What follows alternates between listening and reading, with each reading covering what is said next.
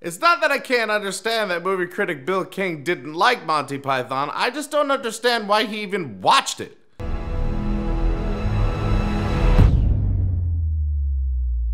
Monty Python and the Holy Grail is a lifeless, utterly excruciating comedy that gives new meaning to the phrase, dead on arrival. How do you give new meaning to that phrase? It died right when it showed up. What's the new meaning? Is the new meaning it survived successfully as a cult classic for decades? Or does it actually mean someone died while watching Arrival? I've seen comedies start slow before, but this movie announced its badness right away and never improved. You're just saying that any comedy starts slow is bad. That's what you just said. Do you know what you just said? I don't think you know what you just said. From the title sequence to the last scene, the expression of shock rarely left my face, because I've never been outside.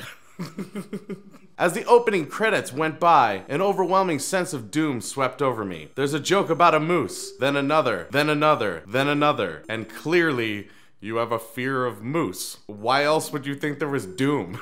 Literally in the scenario that you just expressed, that's the only way you could feel doom, is the mention of moose. If you watched Rocky and Bullwinkle, you'd probably shit yourself. Then we get a brief message saying that the people who worked on the credits have been sacked. The credits continue with more jokes inserted. Don't fear, for the new credit designers have just been sacked as well. It happens again and again and again. I feel like you've never seen anything by Monty Python. Ever. Whether or not you like Monty Python or this, to walk into something by Monty Python and not expect a ridiculous joke like that, that's gonna happen again and again and again, it's just dumb. What did you think you were going into? It's like going into Barnes & Noble and being like, holy crap, there's books! There's books everywhere! And then getting mad about it. How could a swallow carry a coconut? The swallow would have to fly at a certain speed. Was it a European or African swallow? Who cares, I thought. Okay. I can tell where this is going. This is gonna be the thing where you try and make sense of Monty Python, which on purpose doesn't make sense. And this isn't gonna go very well for you. Or me.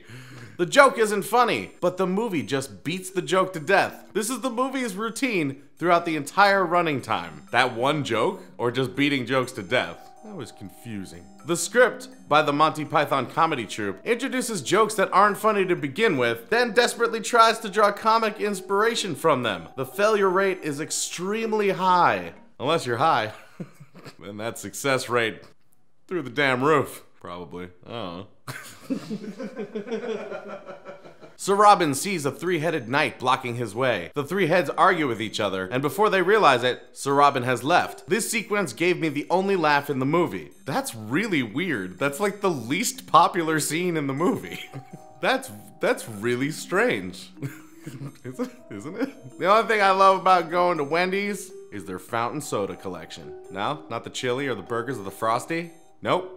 Fountain sodas. The movie even screws up when it tries to kid itself. We get several anachronistic jokes, like a police car showing up to examine a dead body. At the end, the police show up to arrest an army of knights. I was reminded of the scene in Mel Brooks' Blazing Saddles, in which a fight spilled over into the Hollywood streets. The joke didn't really work there, but Brooks handled that scene with more effectiveness than directors Terry Gilliam and Terry Jones do here. Did he?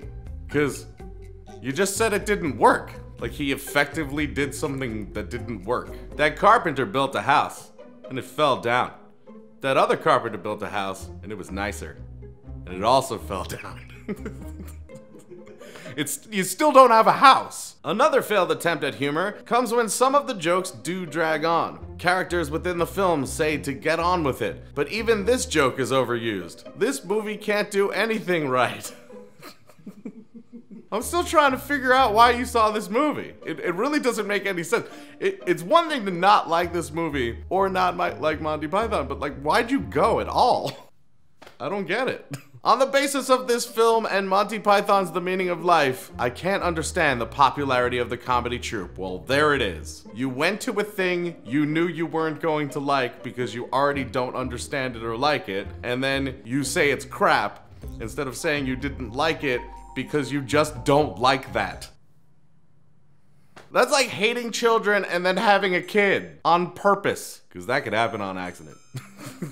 John Cleese is a fine comic actor. His work in A Fish Called Wanda is amazing. Terry Gilliam has directed some good films such as Time Bandits and non-comedies like 12 Monkeys. This film, however, with the actors supposedly doing their best work, is tired, sloppy, and poor-paced. The meaning of life is an improvement, but like this film, the movie beats each joke to death. Now I'm really confused. I really don't understand how you can like Time Bandits and not like Monty Python and the Holy Grail. I can understand not liking both and liking both, but liking one and not the other, I don't understand that. I honestly don't understand that. I guess that's like having twins and just only liking one of them? I don't know.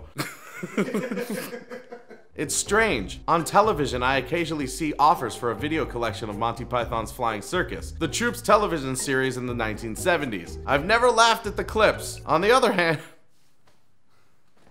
why are you here? I don't understand why you showed up. It's like if you only ate kosher and you seeked out a pig roast. On the other hand, I laugh at the clips of the old Saturday Night Live and the kids in the hall. Now I'm just angry.